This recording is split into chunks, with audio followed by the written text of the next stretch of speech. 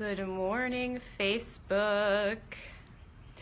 I have a special guest today. I haven't done one of these Facebook Lives in probably 2 weeks because things kept happening multiple times. But I invited Mike to come on. I am back to do a Facebook Live on play. Hello. I'm hoping that Mike gets this invitation. I always have this fear. I'm like, I'm just going to be stuck on your hello. That my person's not going to come on, and then I'm just going to have to blab to you and just shut it down. Awesome. Mike, I'm going to invite you on. So this is a topic that more so I think Mike kind of emphasizes more than I do in my work. We'll see if this will work. It says adding. But definitely an underrated tool to make sure that we're healthy and we're thriving. I actually just bought a paddleboard, a week ago, and I'm finally getting used to like going out and getting on it. And of course, there's so many other things that I could be doing. No, I spent all this money on it, so I might as well go take it out on the water. All right, Mike, it says we are adding you. I'm not sure. Mike, I really hope you're on a desktop. It's like every single time, it just does not want to work with desktop. I don't think it's compatible with desktop, so you have to make sure you're on mobile. When I try to add you, it's getting funky. So we'll see. We'll see how many viewers I lose from just sitting here waiting. So hopefully if you're watching the recording, you can fast forward through all of this while technology cooperates. We might just have to start this over. That's what I'm thinking. All right, Mike, I'm going to start the show over. Oh, we're up. There we go. All right, cool. Were you on desktop? No. I just I had to rotate my phone. Oh. Yeah. So. See, and I got to get better at making sure like I give people the right information before you get on, because it's all good. It's different than just getting on your own Facebook Live. Yeah, cool. I think we're up though. Cool. So I don't know if I was the one that introduced this topic, but I just know that this is kind of like your jam. Yeah. Is the playing stuff, and obviously like I really find the importance of it too. And guys, Mike is a really smart guy in all different things. I know you're humble, but that was the reason why I originally reached out to you in 2015 was like your article on adrenal fatigue, which I was still dealing with at the time, was so potent. I was like, oh my God, like this guy knows his shit, which is why I had to reach out. So you definitely have a lot of knowledge in many different fields. Thank you. So it's interesting that you target down on play a lot. Yeah, actually the article that she's talking about is called Winning the Olympic Games on robwolf.com. It's a 4-part series, and that kind of manifested out of my own troubles as a fitness professional who was dealing with very similar problems. And it really touched me that you reached out at that time, because it was in a sequence of not only my own dealings and research. I'm a very much a problem solver. Like, I don't consider myself an overtly smart person. Like, I didn't naturally gravitate to academics. I was an athlete who just tried to pass school when I was in there. But if I have a problem, I'm very intent on fixing it at all costs, and I want to fix it well. So as I was dealing with that, I went into researching stress and stress mechanisms, and found out through writing that article and you reaching out and other fitness professionals reaching out that this was not only a problem with myself or a couple individuals and just people who are, say, fat, sick, and overweight, but fitness professionals as well. Like, anyone who was part of their life was lent towards helping other people, or a lot of your responsibility was being there for someone else or a couple of people. This was a classic mechanism of coping for a lot of people, was getting into this fatigue state. So I felt like when you reached out to me, it was a great compliment to the writing that I did, but then also that I was able to connect with somebody who was having a similar problem and hopefully found a solution for it. You know, and speaking of which, with the adrenal fatigue, which I know a lot of people on my list, like I've talked to many of my women come to me with hormonal dysfunctions and all sorts of things. Sorry, people keep texting me. I keep swiping them away. Okay. And I've had people, women and men, reach out to me of like, how did you get over your adrenal fatigue? And to me, I answer them, this kind of goes into the play theme, is I just let go. Like I stopped like structuring all my meals. I stopped counting my calories. Like I stopped training for a while, and I just allowed myself to play. Like I just completely let go. It's like, I'm not going to have all this structure and more stress, right? Because it was, I mean, sometimes that structure can be comforting, but for me, in my situation, like it was destructive. I needed to just like allow myself to be and trust my own body. Yeah. I find that people need different things at different times in their life. And if your problems derive from structure, you know, if you would say like over structure or trying to command things that are out of your control, you're going to be butting your head for a long time. And I don't know, there was a book, I'm trying to remember the name of it. It's one of my favorite books of all time, and I can't remember the name of it all of a sudden.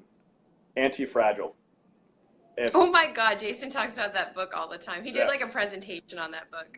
I probably should read it. That was my Bible for a while on this stuff. And, and so funny. There was a quote in there that stuck with me, still sticks with me to this day. And I'm going to paraphrase it. I might screw this up a little bit, but the principle is still there.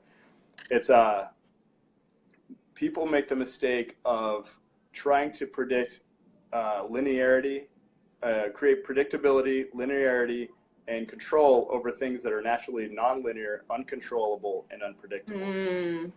That's so true.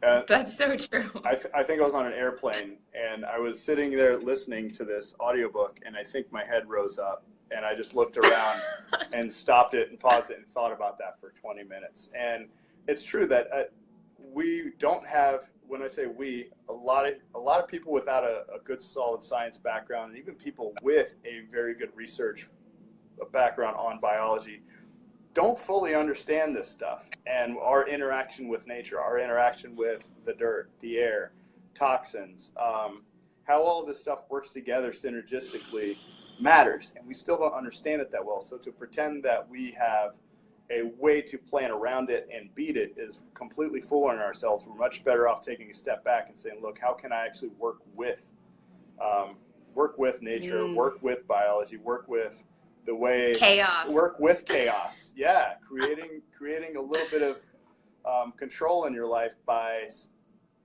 avoiding butting your head against the wall, trying to control things that are uncontrollable. And some of those things are stress. True. Some of that's stress. It'll come your way no matter what. Yeah, and I think that's so scary for us to embrace the chaos. Like I know for me, like especially with my business, I would just like throw myself in my business and get so structured and get so like obsessive about it almost. And the same thing with like my nutrition and my training. Like my sister keeps texting me. And I would throw myself in it because I thought it would give me some sense of control, right? But it really did the opposite. It really made me realize like how hard it is to control, like our weight, for example. I just had this conversation with a friend who was saying like we can control everything we put in our mouth, but we can't always control the outcome, and we think that we can. Yeah. You know, or me and Luca talked about strength, how strength is not linear. Like we think we can control, you know, I'm going to hit that press in 3 weeks. It's like, well, you might, but there's a lot of other factors that, you know, come into play. You know, there's so much that our body has to go through in day-to-day life that I think we forget. Yeah. That it's like our body is inherently chaos. It's very primitive. You know, we can't control it. So we might as well just work with it, right? Yeah, and I think what's so magical about your message and the way that you do things is that you have been completely transparent and honest with your audience, and I'm part of your audience also. I'm a big fan of what you do, and I think if there's anything people can take away from you or people like you is that no one is immune to this. at all. And what a professional can help you do. Still, I mean, these are two professionals sitting here live on Facebook telling you there's no real answer to this stuff. So that can be demoralizing to some people shopping for a fitness professional. Now, what we have learned is, I think along the way, I'm a 10-year veteran in the fitness industry. And what I have learned is that there's a lot of things we know that definitely won't work, more so than we know things that will absolutely 100% work. And driving yourself into the ground is not a good idea. Being able to have a good assessment process makes a good professional, figuring out where this person actually is and creating some kind of structure that allows that person to psychologically and physiologically continue to advance with the lowest risk of injury. I think that's ultimately what it boils down to. And if somebody's watching this looking for a fitness professional, and you're in Orlando, I'm in Tampa, we're both Florida based, there's people that I'm sure will be watching this in our areas and outside. So you need to, as we get in this conversation about play, I think it's a very good topic to talk about for somebody to personally explore. But if you're looking for a fitness professional, say that somebody's going through some pain, you got to look for somebody who has some kind of experience under their belt that can be realistic about this. I think unless you've gone through something like this, it's very hard to structure a plan that makes sense for somebody that will avoid these obstacles in the future. Yeah. Yeah, and understanding that these obstacles come up more than we want to admit. Yeah, because you're still dealing with life. It's not linear. You're still dealing with life. Yeah. But that's kind of the fun of it. I don't know, that's kind of the fun of it. Yeah, absolutely. So speaking of the stress and everything, it is so necessary for us to get the play as well. And I was writing in the post earlier this morning of how do we incorporate play? How do we get back to kind of this chaotic nature if that's not our norm? Well, that's a $1 million question, but I do have some answers. So right now, where I'm at with this thing is we have two different types of play. Let's talk about what play actually is.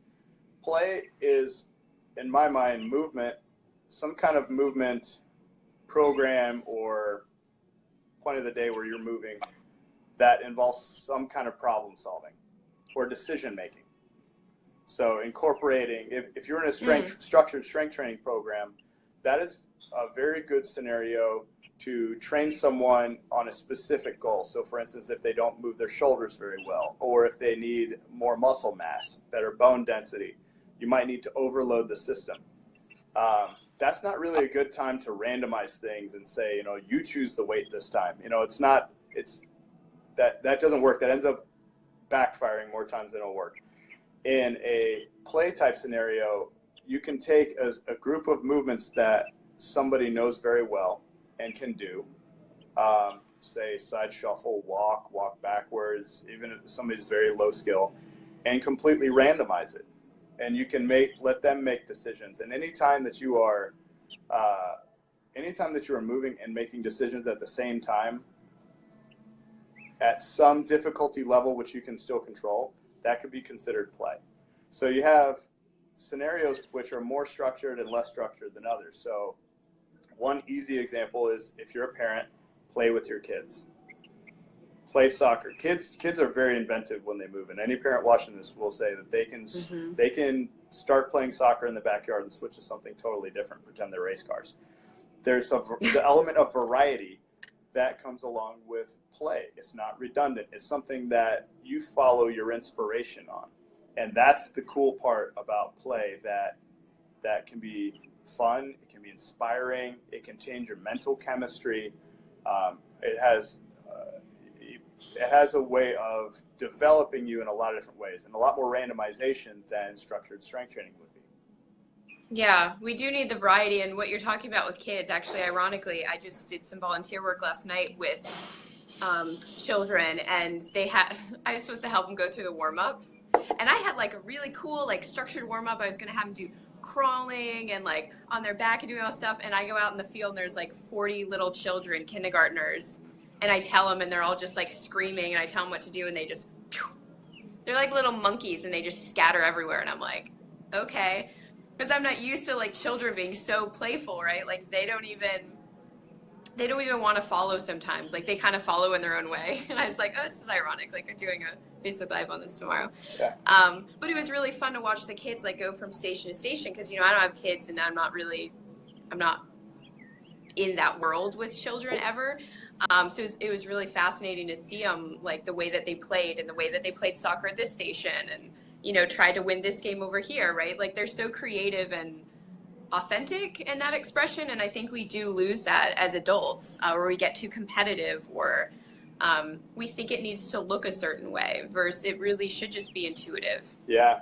Yeah. And I'm working on a book project on all this stuff right now, and so it's all fresh in my head, and it's unfortunate that when we talk about play, or if we were to introduce the idea of play to adults, you're automatically going to get a little bit of a reaction somewhere around about the response of, you know, play is for kids.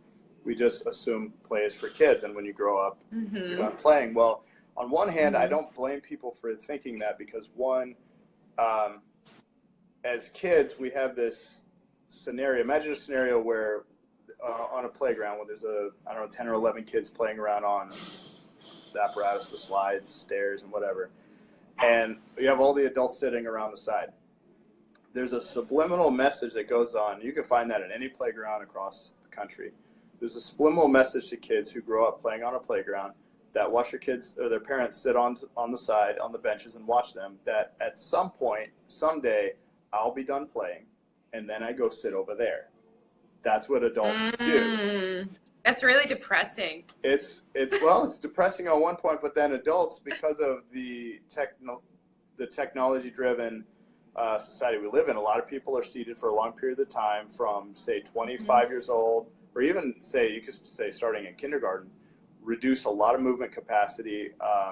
People lose a lot of abdominal strength because of sitting. People get pretty poor posture because of sitting. Say poor diets coupled along with that. Take that 20, 25-year-old body that, say, somebody was active playing sports through high school or college, bring them into a 35, 40-year-old scenario that's very stressful as a parent, maybe seated as a professional, and add a 25-pound weighted vest, and then some systemic inflammation on top of that, and moving just doesn't sound that great. As a matter of fact, your body is craving some kind of relief, which sends you further down the rabbit hole. So for a 35 or 40-year-old parent who hasn't done that for a very long time, it doesn't sound like a really good idea either, just to jump on some playground equipment and start playing with my kids. They feel like they can get hurt. Well, that's why the fitness industry exists, so you can learn how to move your ankles a little bit better, improve your posture, retrain breathing mechanics, maybe get a little stronger, bone density can improve, joint pain can reduce, and then maybe add some fun into your life. And you don't have to reserve 1 hour of your day and reserve it just for that time to move and then go back to sitting the rest of the time. You can do two things with play. One, you can make gym life much more fun, or you can just do structured strength training there and play more often outside, and that's going to improve your total daily energy expenditure a lot. And a lot of health has to do with what you do in a 24-hour time period, not just that 1 hour at the gym. So you kill two birds with one stone there. And one thing you touched on a bit ago was when you let kids play and they kind of get into their own minds a little bit, a lot, and they'll play soccer, and all of a sudden they're pretending that they're a car, and then they'll get fascinated with something else. That could be described as a flow state. And anyone who's read the book The Rise of Superman, it's really fascinating. But a flow state is a state of mind where you are performing a task that is essentially, an estimation is like 4% above your skill level, to where it's enough to command your attention, but not too difficult to create a cortisol or a stress response to pull you back. And so by that, a lot of kids, if you just give them something that's somewhat skillfully challenging, but not something that will completely frustrate him. Like if you take a 5-year-old kid who's fairly weak in his upper body and you ask him to climb a rope, he'll probably get a little too frustrated, maybe bummed out, and go do something anyway, but he won't be as enthusiastic and get into that flow state than if you had him do a burpee or run to the fence. Something that he can do, but something that's what I had to do. Yeah. I had to get him run to the fence. I was like, nothing else is working. Just run, guys. There you go. And then all of a sudden they had a nice little adrenaline response, a nice little dopamine response, and all of a sudden things become fun and they get into this flow state where it's like, okay, now I want to try that, and now I want to try this. Time stands still. Things start moving a little slower for them. They're totally engrossed in what they're doing, blocking out all distractions, and then now all of a sudden you have a moment in time where somebody can develop and actually get something out of it. And maybe, I mean, that flow state, if anyone hasn't read the Rise of Superman, it's essentially an adult speak. That's like if you're an athlete and you had the game of your life, and all of a sudden, say you're a basketball player and you scored 40 points in a game and you just couldn't miss that day. That's a flow state. That's something that's in sports is just considered magical. And that's a state of mind when your practice meets your skill, meets timing, and everything just kind of flows. And so teaching kids and adults to get more into that flow state, if you want to call it flow instead of play, if that makes you feel any better. If you can chase that, you would be surprised at how well you can develop, because you are the driver behind it. You can become so much more motivated, but you have to introduce it with the right amount of difficulty and let the body just start taking over from there. And so from your and I perspective, if we have clients in that we want to introduce to play, but maybe we just don't want to introduce it right away as asking our clients, so let's go ahead and play today. If you want to be a little more tactful about it, you can add movement complexes in. So say it's somebody who is just starting out, maybe no movement problem, no movement dysfunction, but they're still just learning their body a little bit. You can say, okay, let's do 5 lunges on each side. Let's do a Spider-Man and put together a sequence, a squat or something like that. Okay, now do 2 of each, 3 of each. Then start teaching them some more movements and start putting them together in a complex. And then you can give them 5 minutes to put together their own sequence of those. And that's just an example of a way you can do it as far as fitness goes. Now, what that did was it enlightened their nervous system in a totally different way. So you had some randomization and some decision making in, and now all of a sudden you're lighting up the hippocampus, which is a region of the brain that's tied to movement complexity and spatial navigation, both of those. And there was a cool study done on London taxi drivers. I did a video on this on our result call page. A study done on London taxi drivers where they measured hippocampus size via CAT scan, or fMRI. And they had larger than average hippocampus sizes. So London taxi drivers do a lot of navigating around the city in a randomized way. So that's again a brain region that's tied to spatial navigation, long-term memory, and complex movement. To make sure that it wasn't just driving that created that enlargement of the hippocampus, or the development of it, they also did the same scans on London bus drivers who had a very predictable route. They had average hippocampus sizes. And so they attributed the development of that hippocampus, that brain region, to randomized decision-making and navigation through various routes with them. Which is fascinating. Biologically, I mean, that's good for us. You know what I mean? Like, I always like to connect things back to biologically why those things existed, right? Like, it's healthy for us to be able to navigate things that are unpredictable, since life is inherently unpredictable. Right. Like, we get rewarded by that. I don't know why I hope my phone's not going to die, because all of a sudden my screen got really dark. Uh-oh. It's like, uh-oh. I don't know. Or maybe the shade went down, or the sun went down, rather. Okay. I'm also thinking about play. What time is it, by the way? I can't see it. I can't either. Somebody comment the time. It's an emergency. Somebody comment the time. Hold on. Somebody comment the time. I was also thinking about play and flow states, not even in the context of movement, but there's also so many other ways we can get into flow. Thanks, Todd. 10:30. Thanks, Todd. There's so many other ways that we can get into flow. Like when you're saying like it has to be a little bit above, your skill level.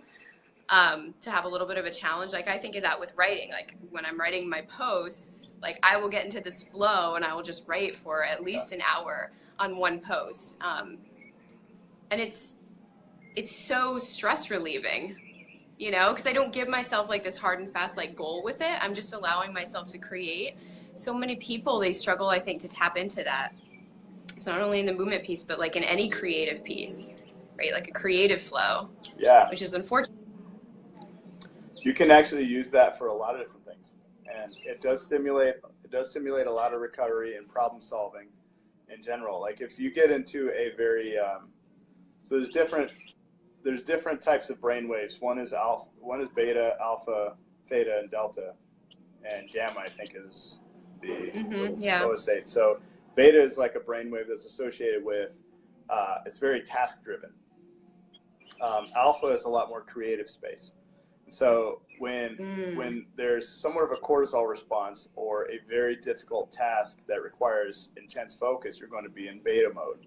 It's very hard to be creative in that space as well. So whenever you feel, whenever you feel that period where you're just mentally stuck, say writing, you're just completely mentally stuck, it would be a really good idea to go ahead and get moving around. Number one, develop different brain centers, but also go by that 4% rule. Start doing something that's 4% beyond your skill level. And for somebody who's a very skillful mover, that can mean very complicated or very complex movement complexes where you're stringing a lot of different movements together, hanging from rings or parallettes or something fun.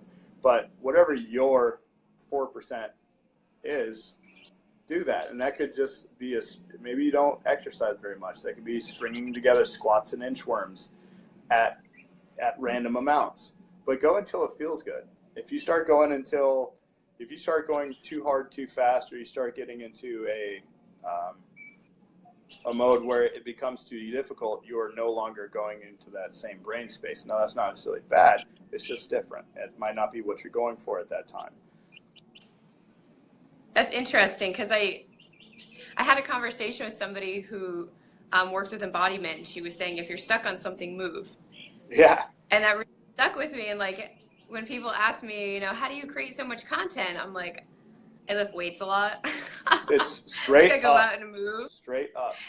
Yeah, like anytime that I lift weights, like I always have my phone out there because I'm usually in between sets, like I'm writing paragraphs. Or when I was on my paddleboard, which, by the way, I should haul over to Tampa, and someday we will meet in person. Yes. Because I know there's a lot of places to go paddleboarding. It's beautiful. Yeah. So I was out on the lake, like half a mile down the road from here, and I was like, damn, like I should have brought my pen and paper or something. I didn't want to bring my phone because who knows? I'm not a good paddleboarder. I could fall off, get eaten by gators here in Florida, but. Yeah, like I just was really in a flow state on that board. I was just like so curious about everything around me. Like I was just in my state, and it was awesome. So let me ask you. And we think that I want to ask you, like when you get out there, what's your stress level like? Well, if I don't think about the gators that are probably beneath me. Yeah. And I didn't see that homeless man that was almost naked when I got on my board. Probably like that sounds like Florida, actually. No, the cop showed up like right after. Right when I was getting on my board, the cop showed up and took him. I was like, thank you. So maybe like a 2. So minus the alligators and the naked homeless man. So probably like a 2. I mean, I was pretty relaxed out there. I can't tell you a time where I've had a bad day on my paddleboard. Every time I've come off the water, and again, going back to the whole, we don't understand all of biology, and there's people that understand this component much better than I do, but there's something about a connection with nature that helps de-stress also. When you do this stuff outside, there's magic in the dirt, there's magic in the sun, and you will 100% of the time feel better on the water paddleboarding. And you know, find something that you enjoy doing. Not everyone, this might backfire on somebody if I don't put this disclaimer out. If you don't know how to paddleboard, it can be very stressful.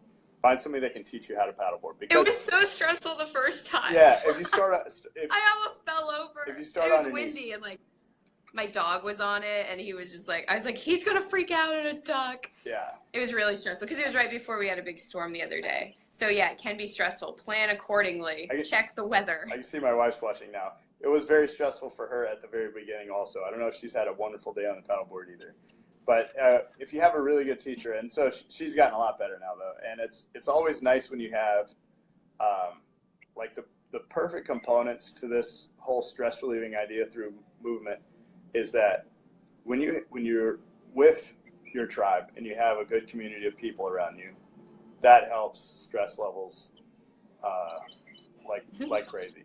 You get outdoors, that can help stress levels like crazy. Disclaimer, if you have an issue with the sun, maybe find a different route. Some people do have issues with being on the sun too long.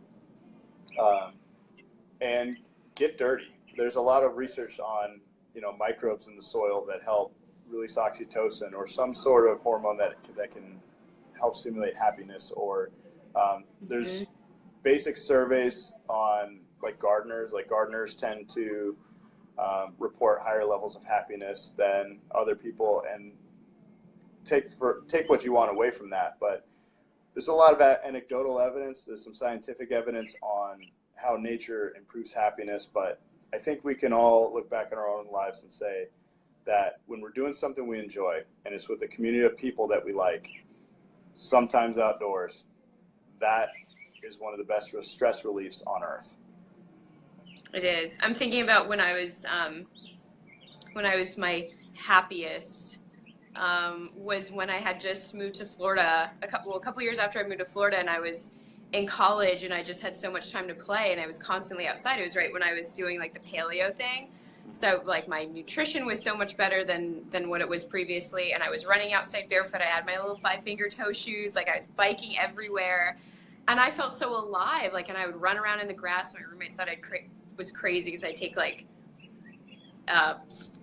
I don't know, giant logs and shit and have it over my head and throw them and just complete playing, right? Yeah. It was so fun though, and that's when I really thrived. And in Colorado, I found the same thing. I was like, well, I'm going to go hiking every weekend. So I know personally for me, if I lose that connection with nature and my own body and movement, then it's everything starts to go downhill. Yeah, I wonder a lot what consequences there really are between a human being, which is an animal, and removing themselves from natural environment for a long period of time. It's way too complicated to put some kind of study on or try to explain scientifically, but I can guarantee when people grow up and become adults, we spend a lot less time doing things that we absolutely love to do and more things that we have to do. Now, that doesn't mean that you dismiss all your responsibilities, but it is good to evaluate every now and again, no matter what place you are in your life, am I actually enjoying what I'm doing? You only have so many years on this rock, and I actually enjoy what I'm doing on a regular basis? And there's going to be some things that we don't like to do. There's going to be some very stressful times in our life, but if you can figure out a way to flat out enjoy, and that includes your fitness routine. I'm speaking to people who are a part of a fitness program and are burnt out and their joints hurt, and they're doing it because they think they're supposed to. I was one of them. We were in that boat that sometimes you look around and maybe you're doing things because you think you're supposed to. Maybe it's the job, maybe it's the fitness program, maybe it's a relationship that you're in, that every now and again it's important to just sit down and evaluate, am I really enjoying this ride around the sun right now? And if not, evaluate ways to make it better. And one of those we're talking about right now is through play, removing imaginary barriers and just flat out enjoying it. I hope that's the one thing everybody gets from this. And look, we have the most live viewers is make sure you're checking in with yourself regularly. I think we have this fixation, I know in the world that I'm in with women, is we start to have this fixation with suffering and that we don't deserve to play. I'm an adult, so I need to only have responsibilities. Or I'm reading a really interesting book called Mating in Captivity which is about erotic intelligence. And the last story I read about it was a woman who like was giving everything to her kids that she couldn't experience play with her husband. And it was like she felt so guilty for like letting them be, right? So it's like I think we get those shoulds too of not only like in our training and it has to be this way, but also just in our lives. Like we think we have to be so responsible all the time and like so controlled when it's like really we need it. We need to take a step back, and it makes everything better that way. You know, like she's saying the kids were more independent, you know, and didn't depend on the mom as much when she was able to say, hey, like we're having adult time now, right? Yeah. Yeah. Like it's play is so necessary for everybody involved.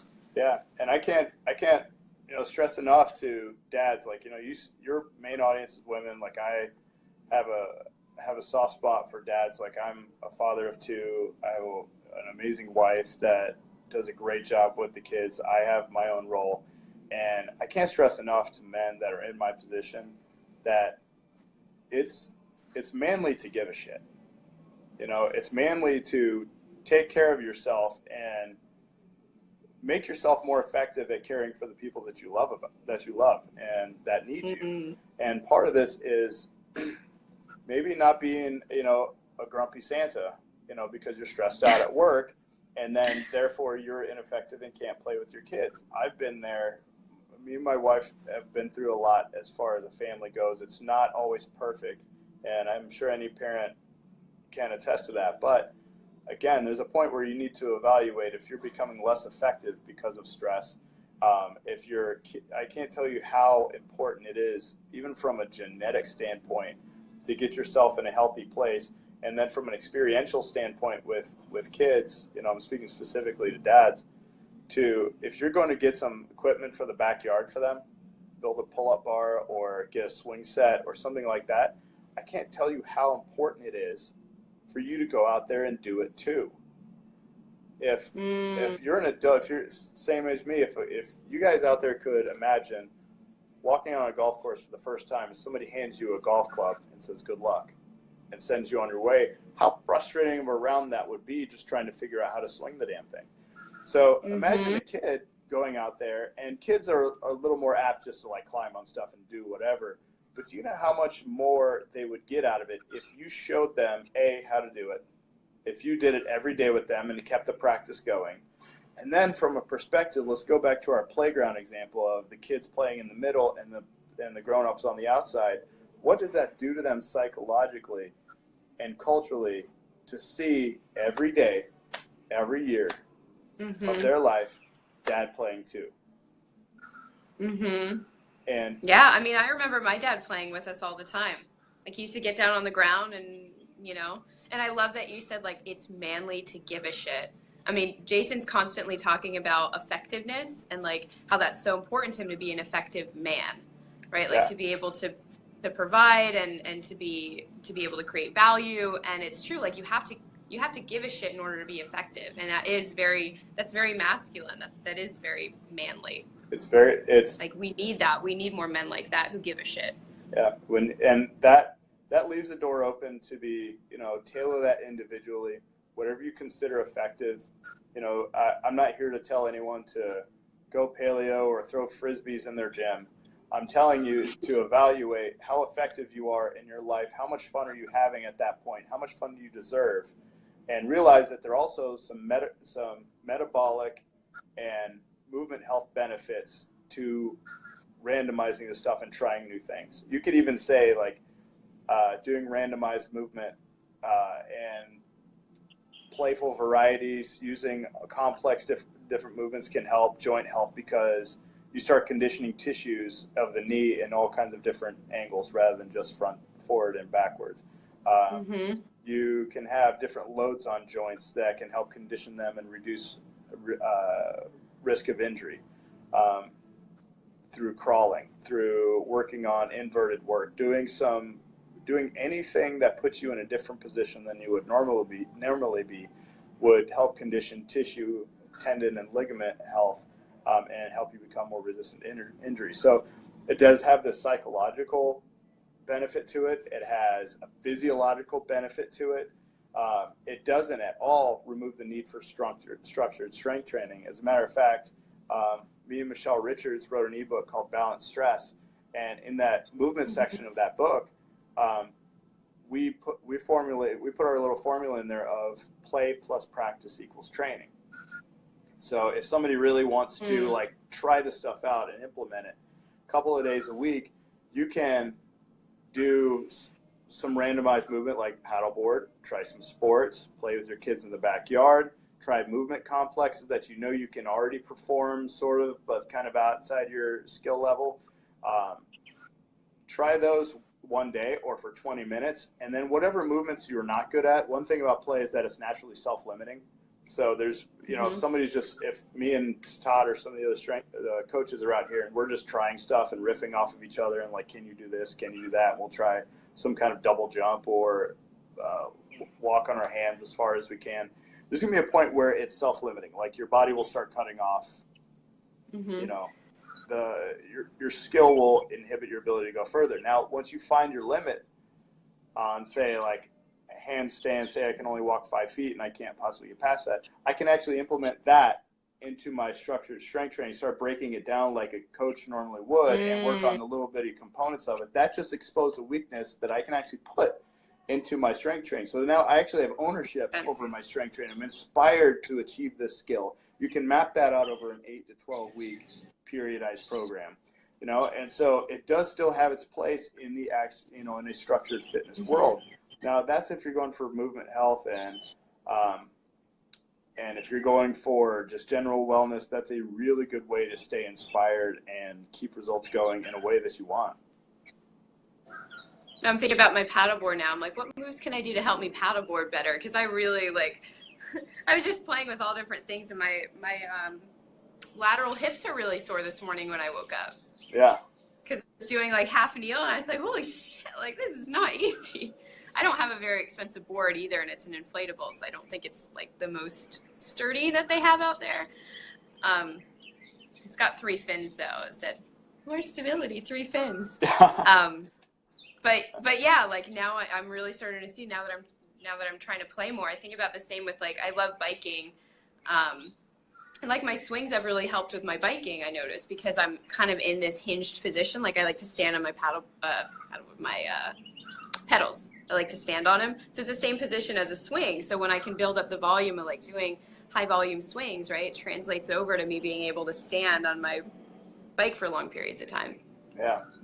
So what time is it, by the way? I know I have a client right after this, so I'm making sure. So do I. Who is actually on here watching. I try to do like 40 minutes of blabbing before I figure people are like, all right. Let's see. We made some really good points. If somebody wants to comment, I don't know who's watching, but 5 people are watching. If somebody wants to comment the time or questions, but I think we shared a lot of good nuggets. I'd say 10:44. Perfect. Mike, did you go away? Thank you, Todd. I think Mike.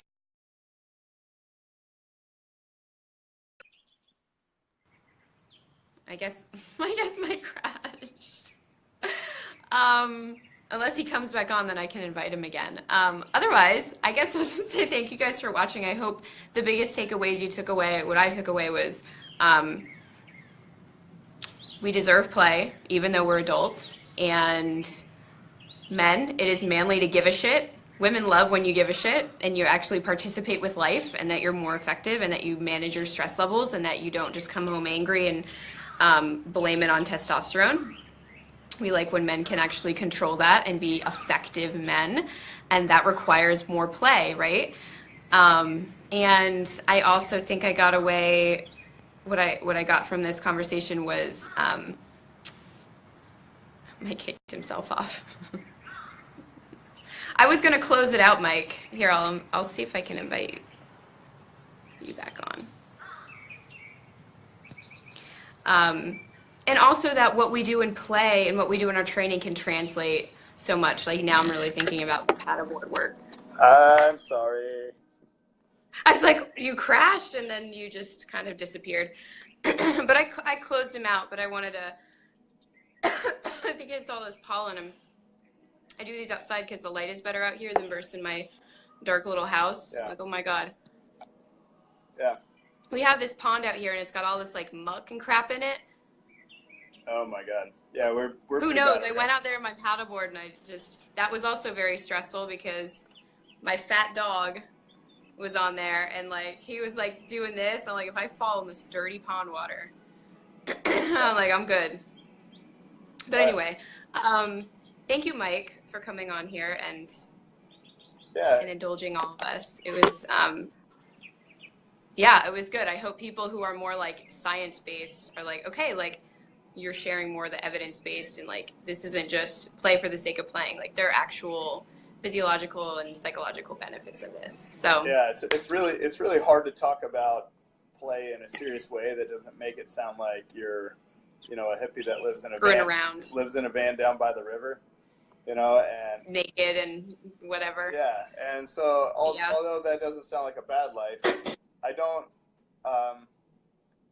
I hope that people really get a chance to just chill the F out and try to have a little fun with this stuff and understand that there is some, like if a friend of mine shared something called contextual interference, which was a study coined by a group of researchers that took some novice athletes and some skilled athletes and had them deadlift. And I think they trained the bench and the squat. And between sets, they would have them like throw darts or play hacky sack between sets. And the skilled athletes developed, I think, 30% more than the skilled athletes who didn't use that principle between sets.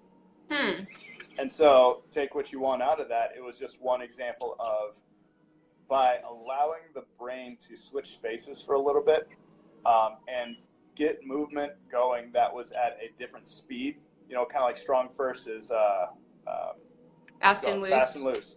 It was using like a fast and loose principle between sets that your body gains strength, your nervous system gains strength by usage and by different types of usage, different muscle contractions, different space, working in different planes of motion helps stimulate the entire nervous system that can perform better in whatever you choose to do. So there is some, you know, again, it's really hard to test for or control as many variables as you want to get like a significant study that we could all bring to the world and say like, hey, here's the one. It'll never happen. But I think anyone who chooses to enjoy themselves in their fitness routines and add a little variety and sometimes unscripted, they're going to become addicted to that program. So you're saying I should follow the principles and do fast and loose instead of just doing nothing in between my sets. Sometimes I get in this zone with my training. I'm just like, get it done, get it done. Yeah. I'm present with my body, but I'm still like, I don't incorporate the play. Yeah. Give it a shot. So all good stuff. Give it a shot. Experiment with it and do it in your own way. I used to. I go through phases. with it, like everything. Yeah. It also depends on the overload. I mean, if you're going for a 1-rep deadlift, I would advise sitting down and resting, you know, between sets or something like that. But be smart and you'll find ways to incorporate it. And if somebody wants to know more ways to incorporate it, you can find us in Orlando and Tampa. And on the interwebs. And on the interwebs. And on the interwebs. So I'm gonna hop off too because I'm just like sweating so hardcore out here. Yeah. It's your detox for the day. But thank you, Mike. Yeah, you bet. Yeah. Bye, Mike. Bye, guys. Take it easy.